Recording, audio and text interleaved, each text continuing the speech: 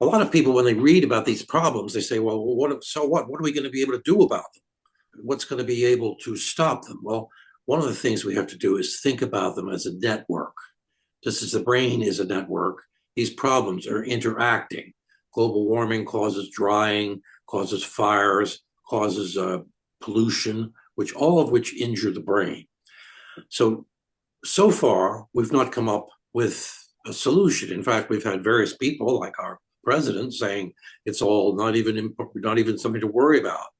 Well, that's what's called denial.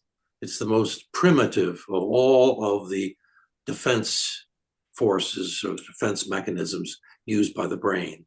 Now, what's necessary, as far as I'm concerned, is it affects all of us. So we all have to start thinking about it.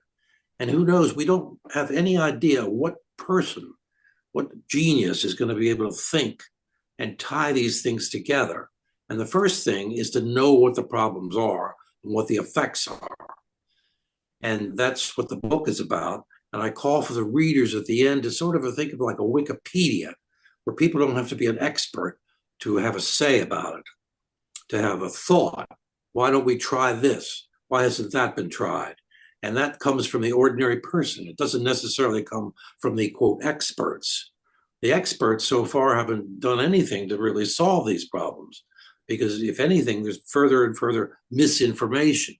Because take global warming, once again, people are invested in it because the capitalistic investments in denying either that there's global warming, well, they don't do that much anymore. That's pretty to the side.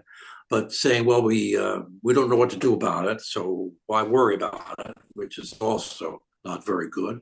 Or then finally saying, well, no one's going to be able to come up with any solution. They haven't so far, so we might as well learn to live with it. What people are forgetting is that we're not going to be able to live with it.